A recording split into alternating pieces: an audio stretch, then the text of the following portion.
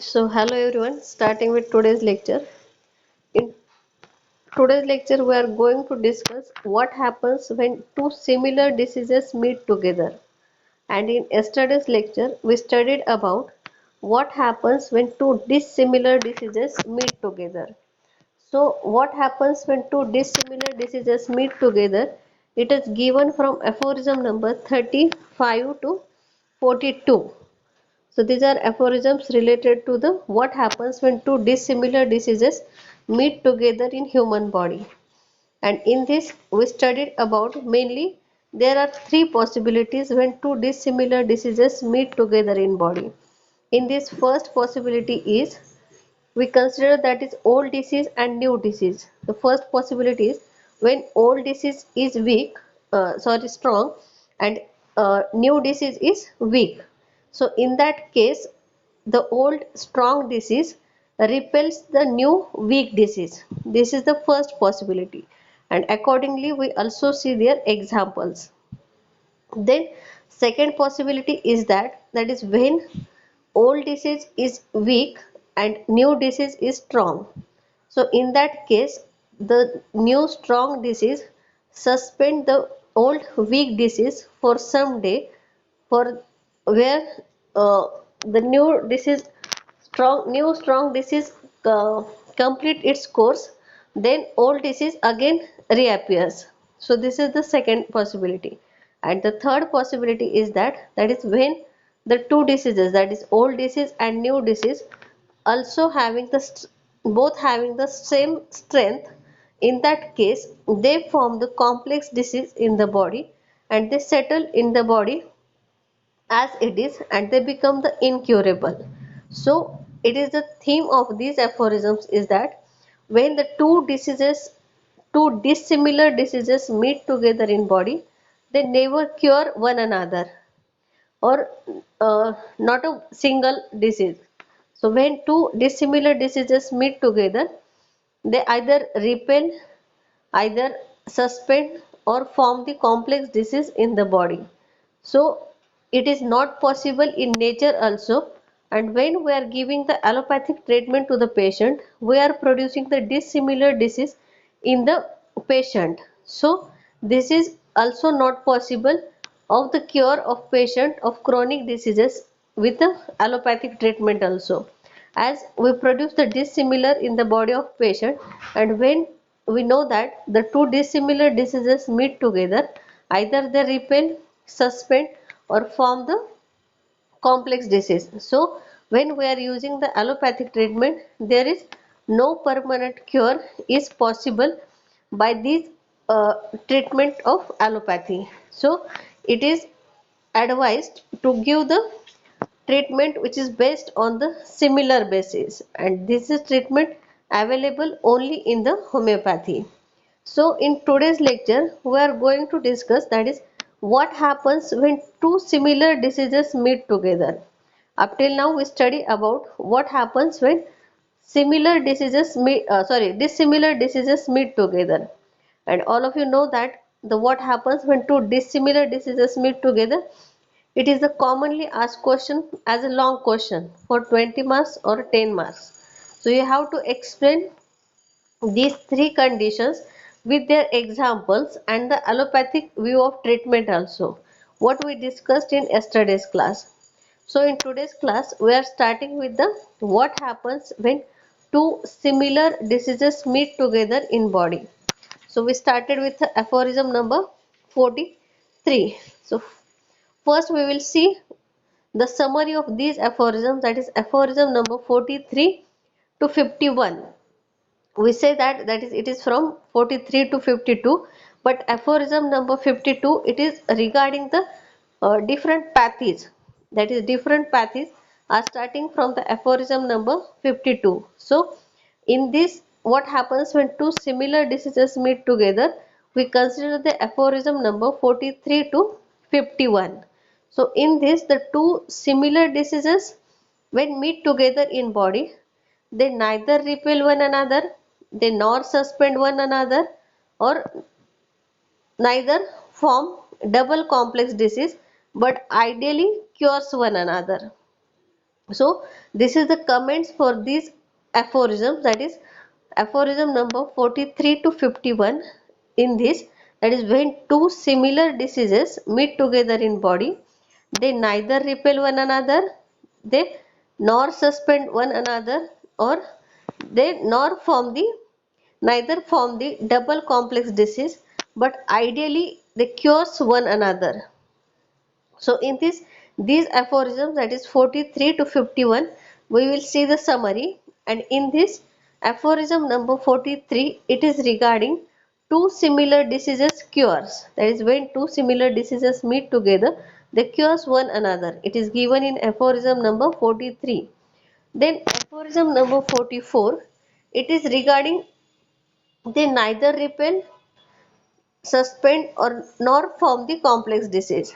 It is given in aphorism number 44, that is when two similar diseases meet together in body, they neither repel, suspend, nor form the complex disease. Then aphorism number 45, it is regarding how they work, that is when two similar diseases meet together in body, how they work in the body. This is given in aphorism number 45. Then aphorism number 46, it is regarding the examples. That is when two similar diseases meet together in body. There are examples regarding this which is given in aphorism number 46. Then aphorism number 47, it is the lesson as when two similar diseases meet together in body. Then aphorism number 48, it is the experience to teach. What experience teaches us regarding the similar diseases? This is given in aphorism number 48. Then aphorism number 49, it is the minute observation of a physician, that is given in aphorism number 49. Then aphorism number 50, it is regarding why for cure we should not depend upon nature, as in nature also when two similar diseases meet together, so why we not depend on the nature for the cure of every natural disease, why we are prescribing the medicine for these natural diseases. So this is the reason given in aphorism number 50. And aphorism number 51, it is regarding the advantages of similia. Excuse me.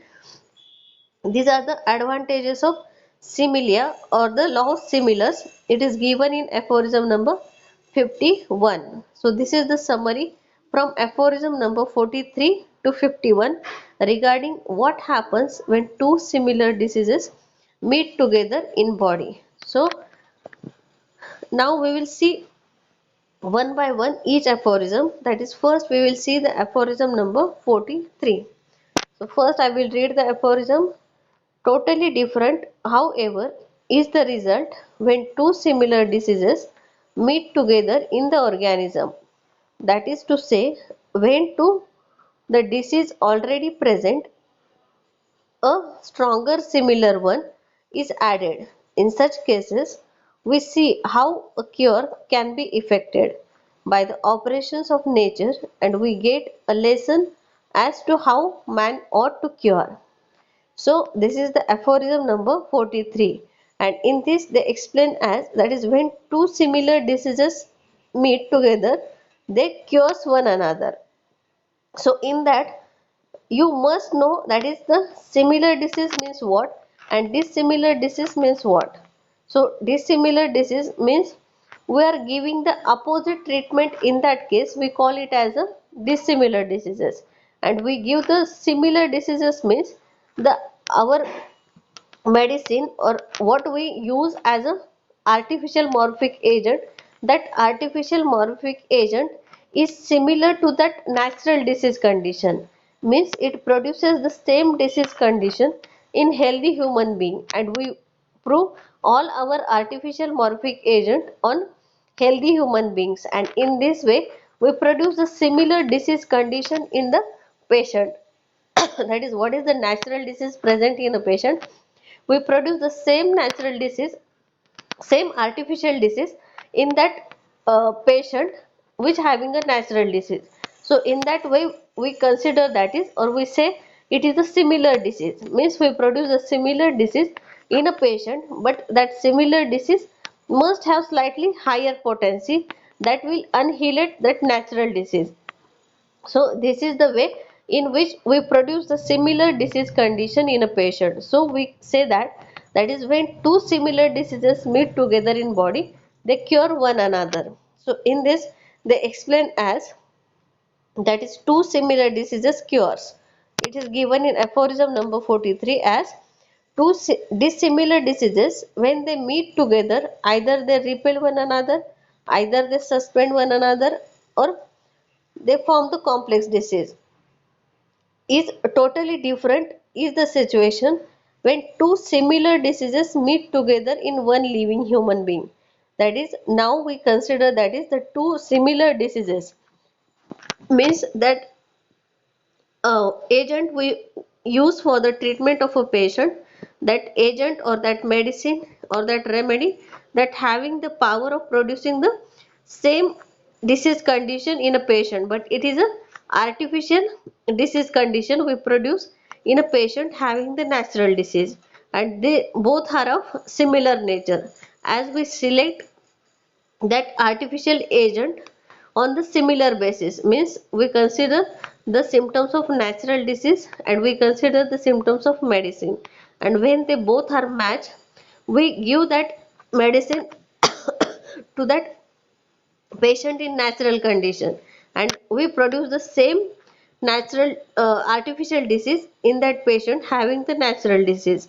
And in this way, when two similar diseases meet together in one living being, this is the different situation from that of when two dissimilar diseases meet together in body. And from discussion we get ideal lesson how they cures one another, and from this we can consider that when two similar diseases meet together in body, they neither repel nor suspend nor form the complex disease, but they cure one another. That is regarding the similar diseases. You have to remember similar diseases. So this is the aphorism number 43. Then next aphorism is aphorism number 44, and in this they explain the same thing, that is two diseases similar to each other, two similar diseases in the sixth edition can neither, as is asserted of dissimilar diseases, repel one another, nor has been shown of dissimilar diseases in suspend on another, so that the old one shall return after the new one has run its course. And just as little can two similar diseases, as has been demonstrated in third respecting dissimilar affections, exist beside each other in the same organism or together from a double complex disease. So in this they explain as they, that is the two dissimilar disease or the two similar diseases, they neither repel, suspend or form the complex disease, but the two similar diseases as concluded in dissimilar can neither repel one another nor suspend one another or exist beside each other and forms a complex disease. That is, it is the totally opposite condition that of a dissimilar diseases.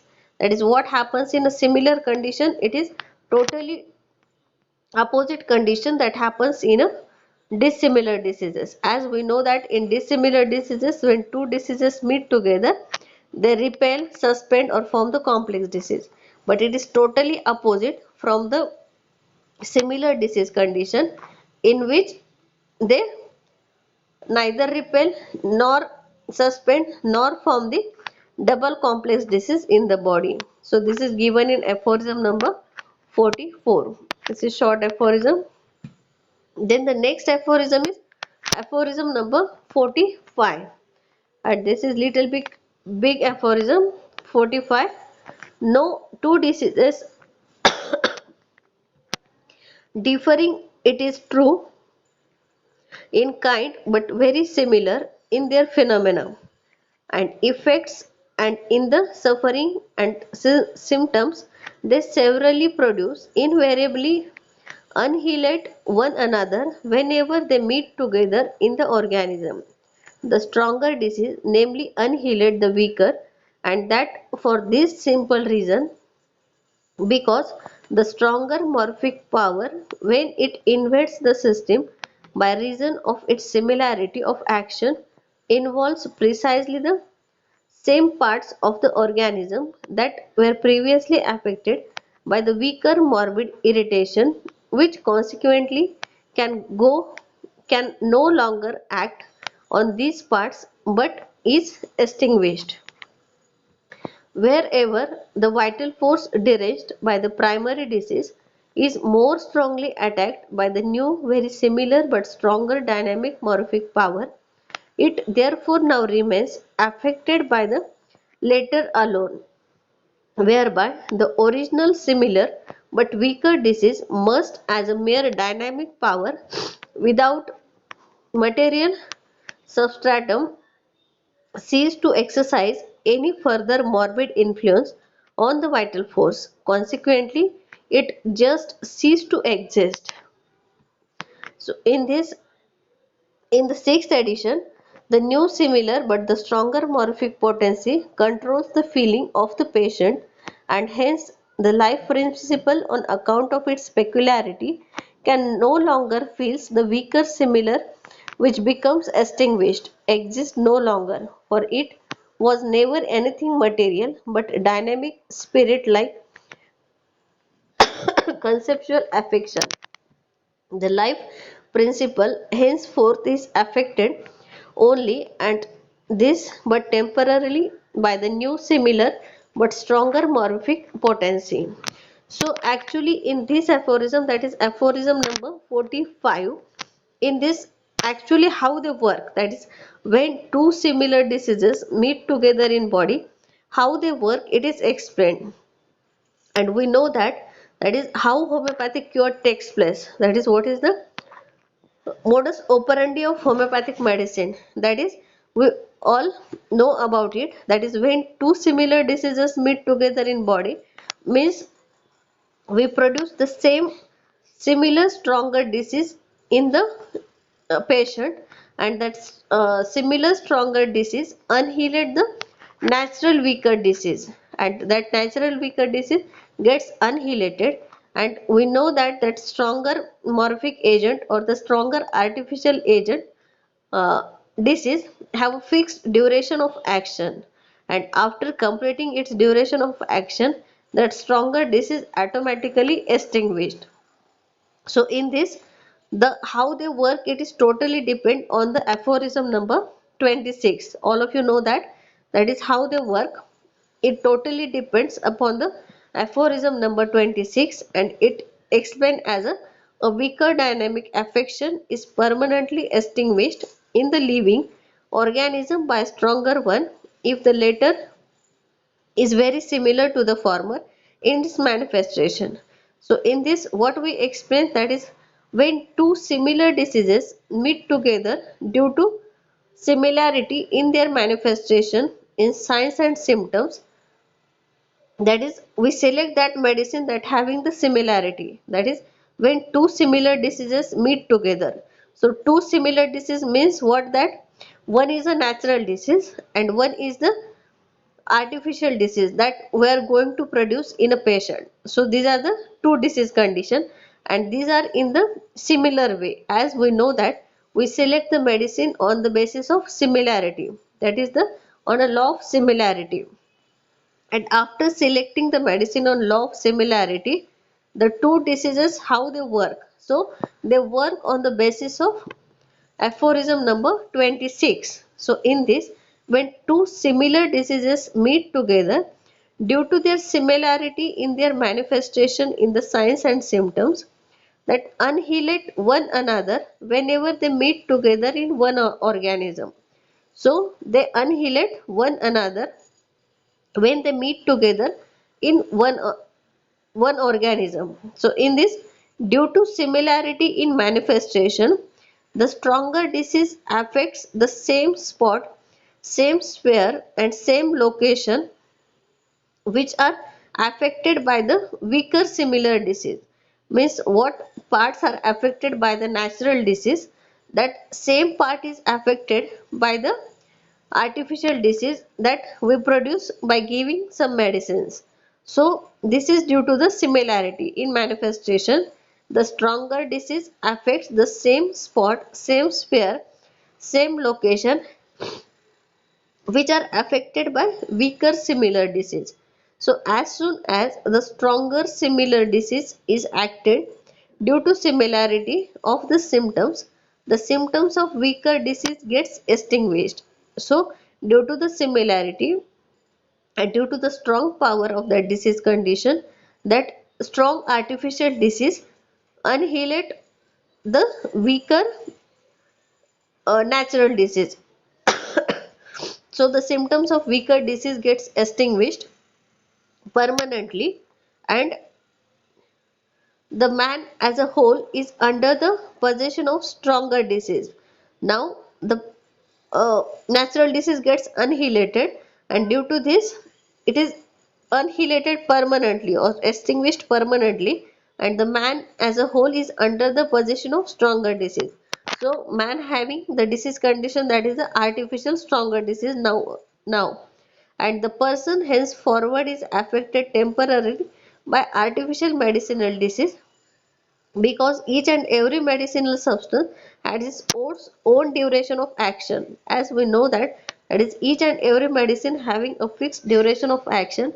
So after completing that duration of action, the strong artificial disease also get annihilated from the body, and the man becomes free from both the diseases. So hence we call it as a, that is when two similar diseases meet together in body, they annihilate one another.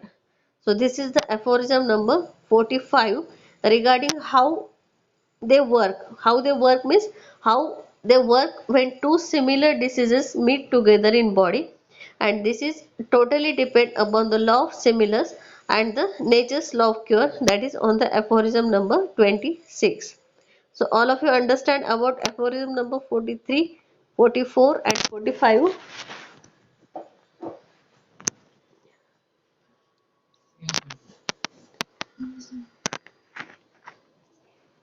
Okay.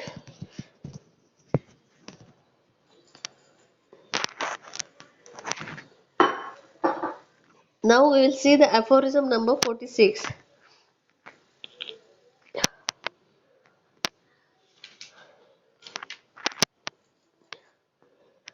Aphorism number 46 having examples. So what firstly they give, that is many examples might be adduced of diseases which is in the course of nature have been homeopathically cured by other diseases presenting similar symptoms, where it not necessarily as our object is to speak about something determinate and indubitably well to confine our attention slowly to those diseases which are invariably the same, arise from a fixed miasm, and hence merit and distinct name. So in this mainly the aphorism number 46, it is regarding the examples, that is when two similar diseases meet together in body, and in this we see some examples. So in this the first example they explain as a smallpox produces violent ophthalmia. Sometimes even it causes blindness, but after inoculation cured a chronic ophthalmia. So in this, that is smallpox produces a violent ophthalmia sometimes. So these are the examples regarding the natural diseases. When two natural diseases of similar character meet together in body, so what happens to them? So in that condition, the one disease gets annihilated by these natural diseases. So these are the examples relating to the natural diseases when two similar natural diseases meet together in body. So in this they give the examples, that is smallpox produces violent ophthalmia. Sometimes even it causes blindness. That is when there is a smallpox in a patient, that may cause the ophthalmia, and sometimes it causes the blindness also. But after the inoculation cured a chronic ophthalmia. But when you give some inoculation or give some vaccines in that condition, you cured the chronic ophthalmia also. That is, if the patient having the chronic ophthalmia and when patient suffering from smallpox, so in that condition, when you give some inoculation or give some vaccination to that smallpox, in that condition, along with the smallpox, you also cure the chronic ophthalmia. So this is the first example. Then second example is regarding and blindness of 2 years duration due to suppressed scald head was cured by appearance of smallpox because it is one of the symptom of it. That is patient having a blindness of 2 years of duration, which is duration due to the suppressed scald head was cured by appearance of smallpox, means having a chronic blindness, and that can be cured by the appearance of smallpox, as smallpox having one of the symptoms of blindness. This is the second example. Then next example is smallpox causes deafness and dyspnea, but it is noted that the chronic deafness and dyspnea was cured by it. That is, smallpox also causes the deafness and dyspnea, but it is noted that the chronic deafness and dyspnea, if present in a patient and that patient gets affected with a smallpox, then that chronic deafness and dyspnea also gets cured due to the smallpox. So these are the some natural disease examples or the natural examples which cures the one disease condition. That is, when two natural similar diseases meet together in body, they cure one another. So in this, the next example they explain as, that is, dysenteric state of bowel is a symptom of smallpox, but there is a case record which shows smallpox has cured a case of dysentery. Then also the smallpox removes the cowpox homeopathically. So these are the different examples you can read from the book also. That is regarding the when two natural similar diseases meet together in body, how they cure one another. Then we see the next aphorism. Excuse me.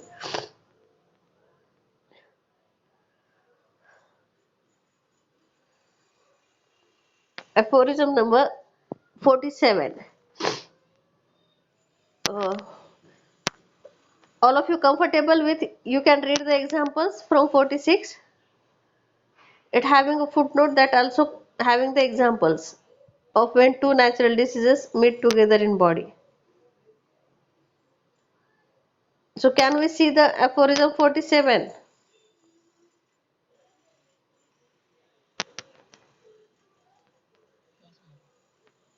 Okay, all of you listening, na?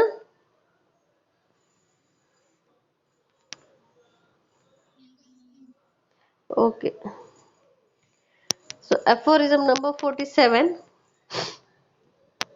Nothing could teach the physician in a plainer and more convincing manner than the above what kind of artificial morphic agent, that is medicine, he ought to choose in order to cure a sure, rapid and permanent manner, conformably with the process that takes place in nature.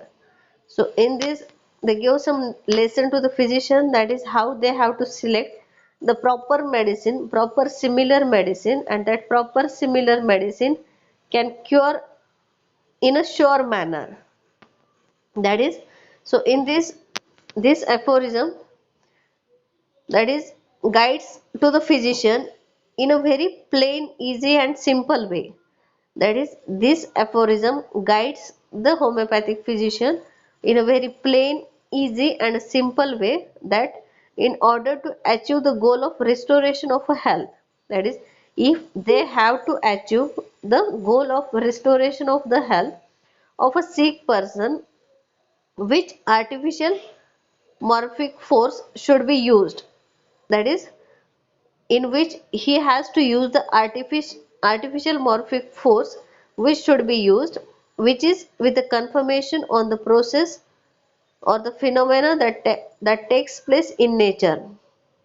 So in this, when he has to restore the state of health of a sick person with the help of artificial morphic force or agent, he has that confirmation, or he has that with the confirmation of the process and the phenomena that takes place in nature, that he has to select the exact correct artificial morphic agent or the similar morphic agent to restore the state of health of a sick person.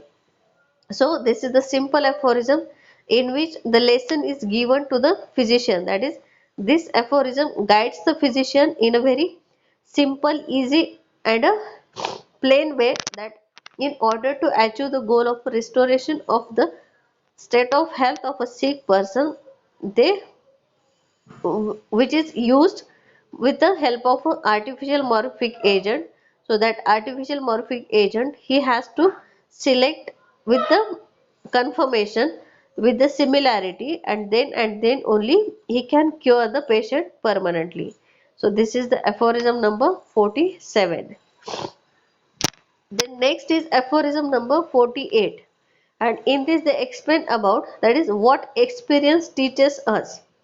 That is, what experience teaches us, that is explaining in this aphorism, aphorism number 48. And in this they explain as, neither in the course of nature, as we see from all the above examples, nor by the physician's art, can an existing affection or malady in any one instance be removed by a dissimilar morphic agent, be it ever so strong, but slowly by one that is similar in symptoms and is somewhat stronger according to the eternal irrevocable laws of nature, which have not hetero been recognized. So in this they explain about, that is, what experience teaches us. And in this, from the above discussion, we can come to the conclusion that in the course of nature, not a single example is there where we can testify where two dissimilar diseases has cured.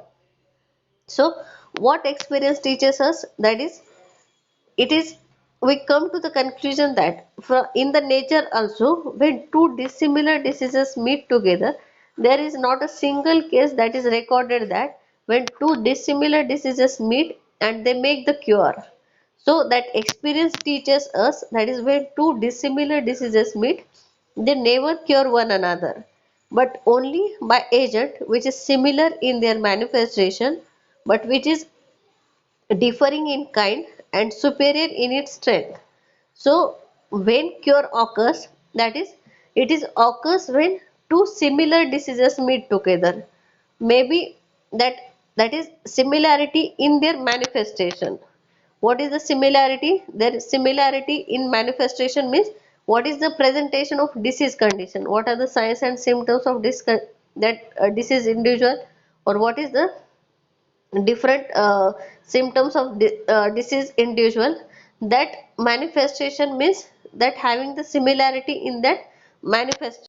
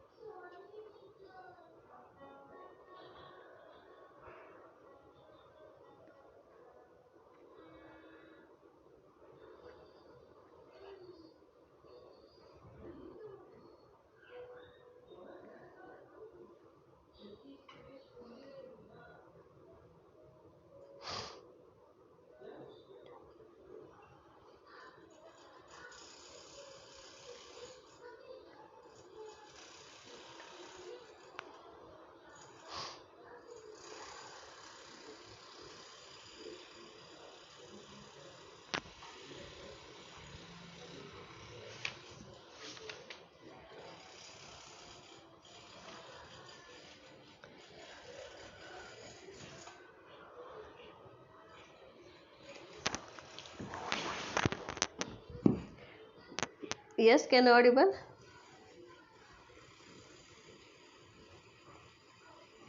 Yes, ma'am. Okay. So we are discussing the aphorism number 48, and in this Dr. Hahnemann explained about that is what experience teaches to us. So experience teaches to us that is even in nature also, when two dissimilar diseases meet together, they never form the cure. But when the two similar diseases having the same manifestation or similar manifestation but differing in kind, that is slightly superior in strength, that makes the cure of that natural disease condition. So this is the aphorism number 48. Now we see the next aphorism, that is aphorism number 49, and what it explains as we should we should have been able to meet with many more real natural homeopathic cures of this kind if on the one hand the attention of observers had been more directed to them, and on the other hand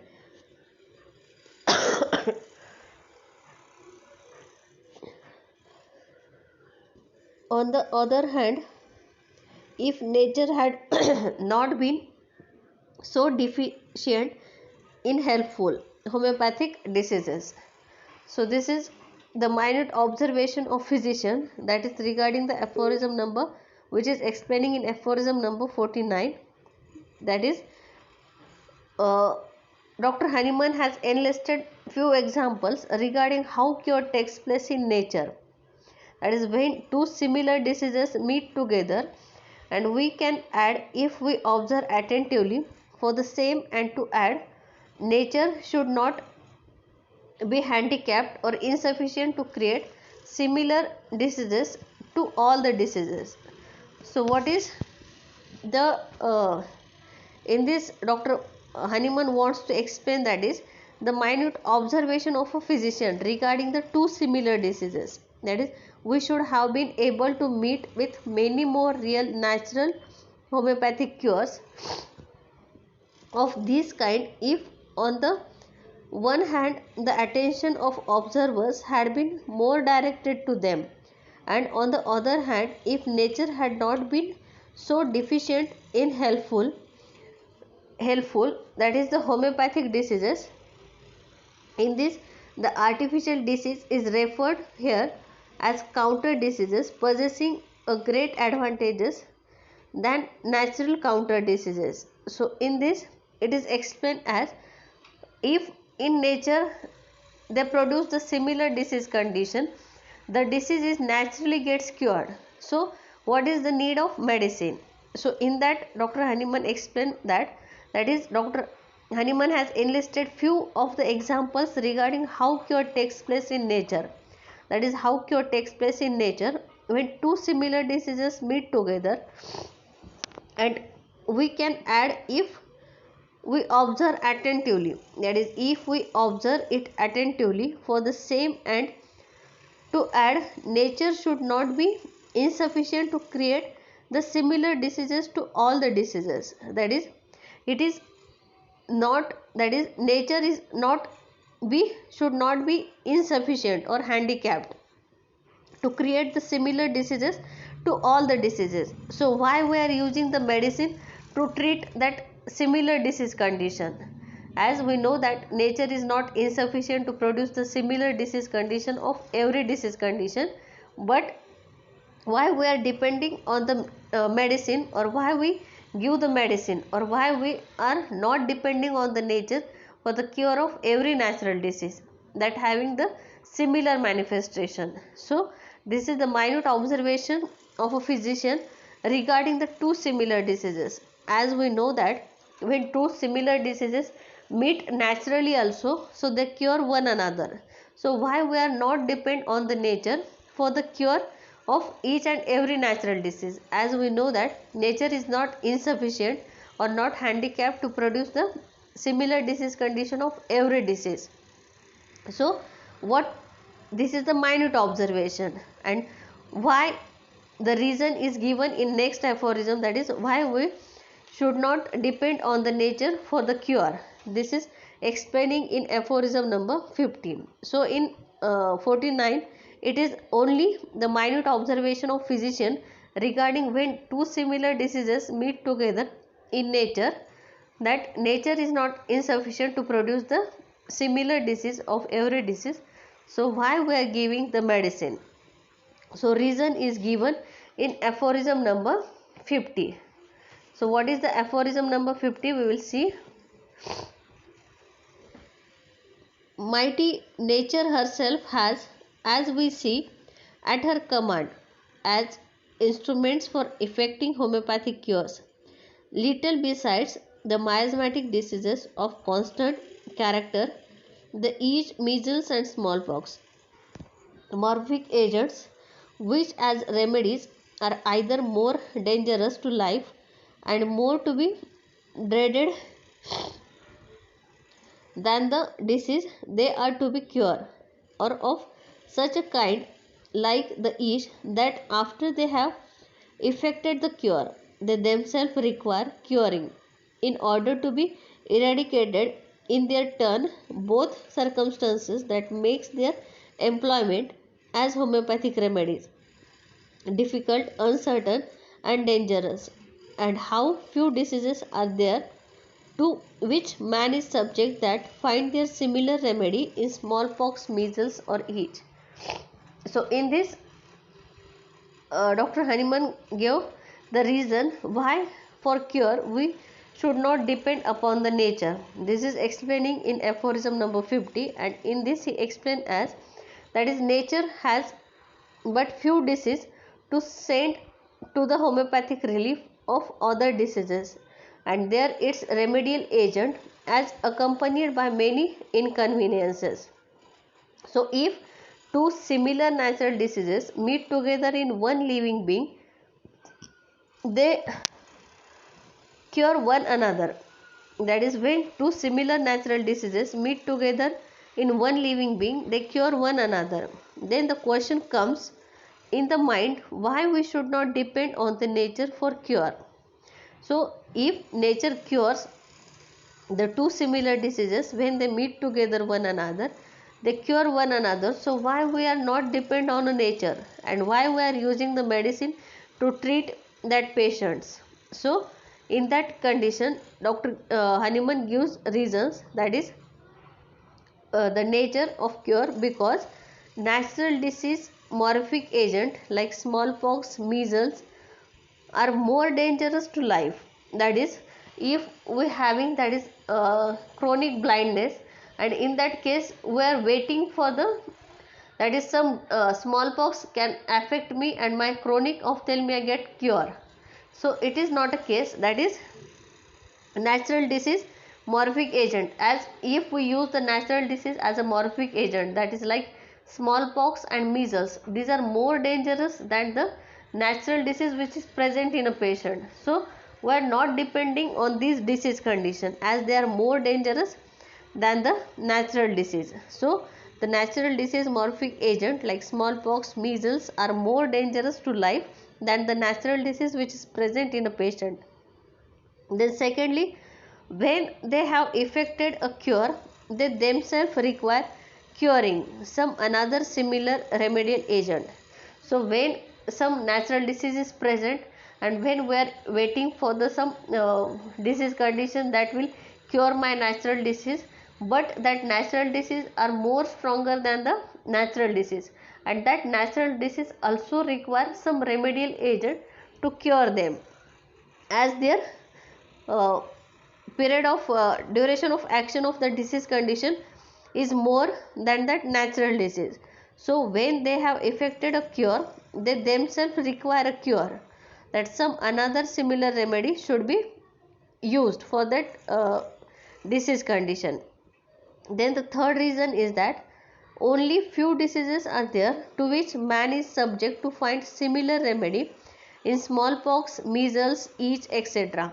So up till now we know that nature is not insufficient, but we are handicapped or we are insufficient to find out the similar disease condition. that will cure our natural disease. So it is not subject that is cure by such remedial agent is dangerous and difficult.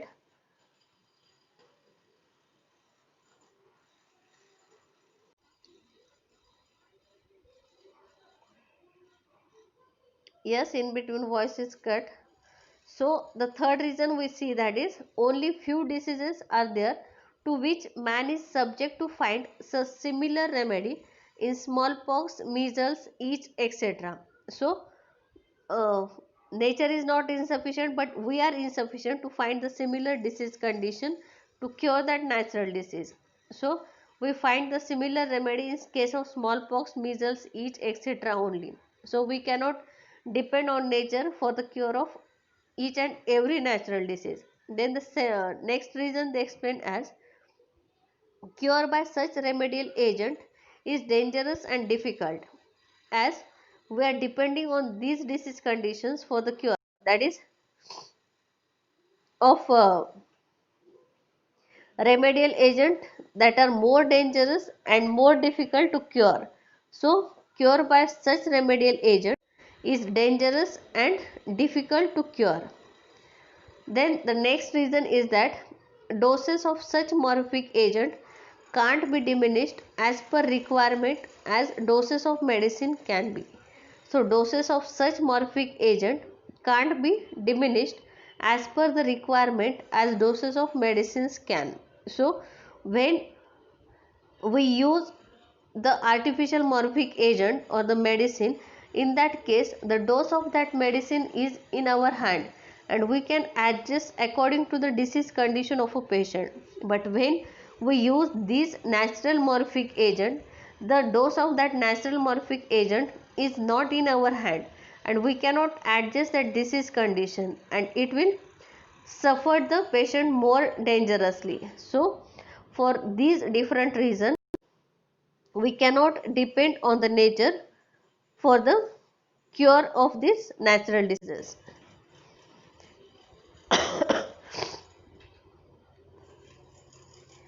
Yes, are you able to listen?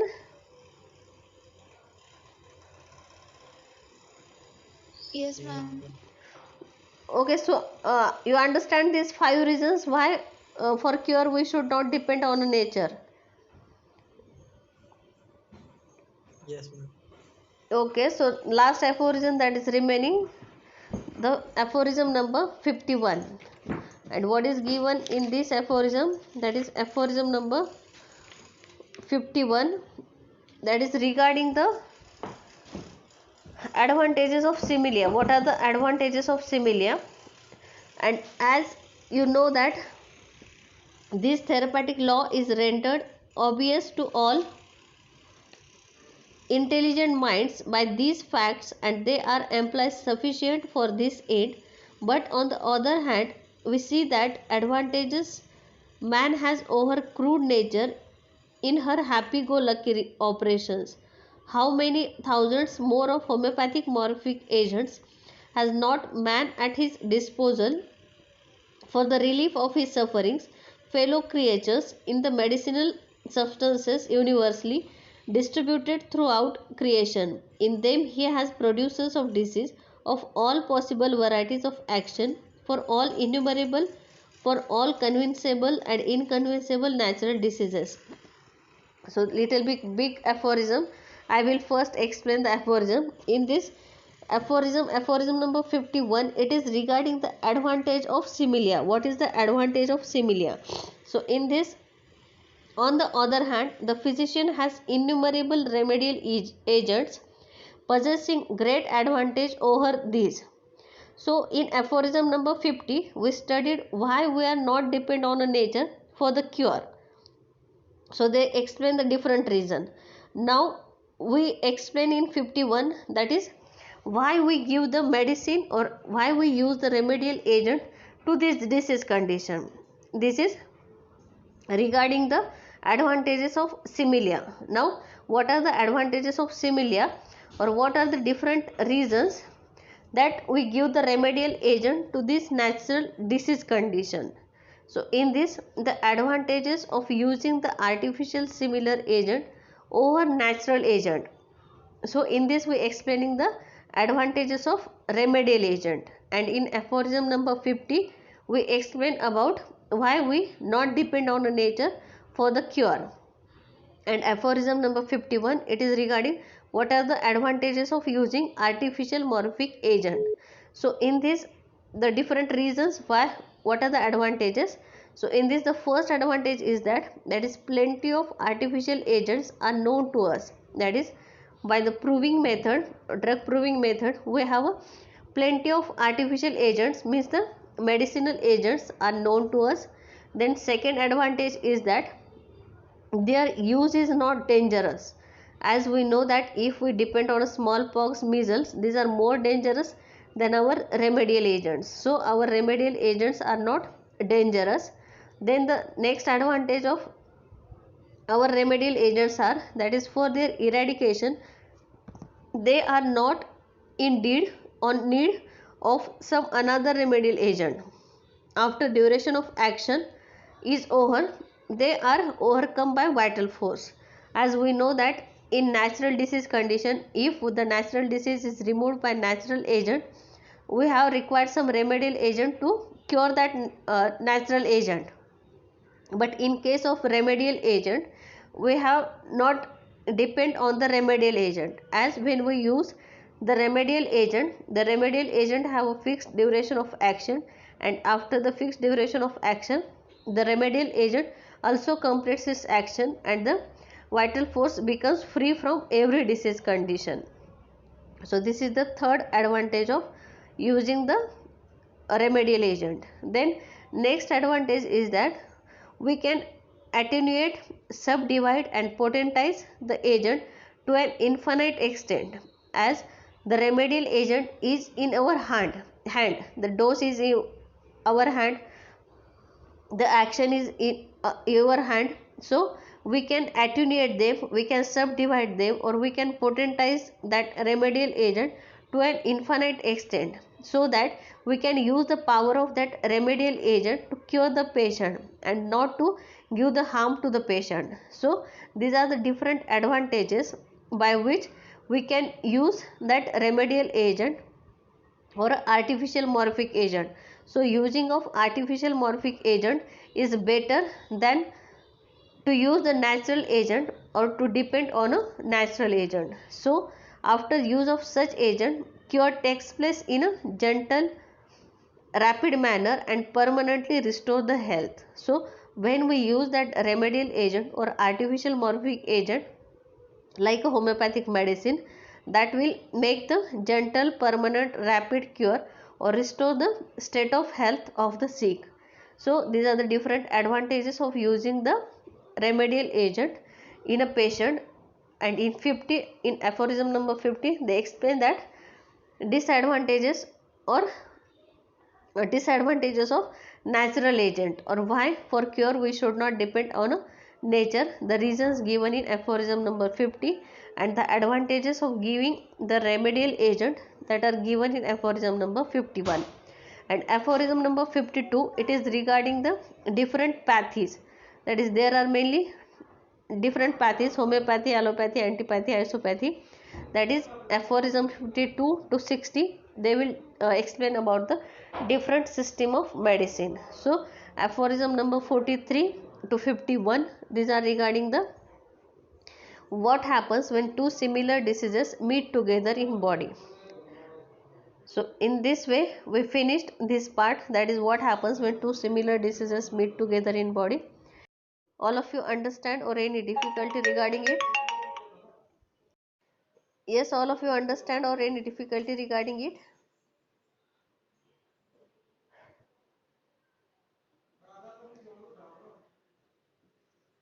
Yes, are you able to listen? Okay, so we will finish that topic. Now in next week we will take the memory, totality of symptoms, and what remains, what you want.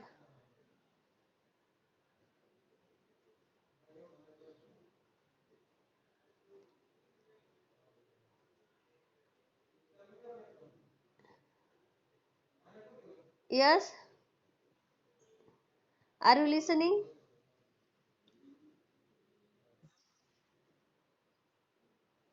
So in next week we will take the memory and totality of symptoms. If you want anything else, you can message me.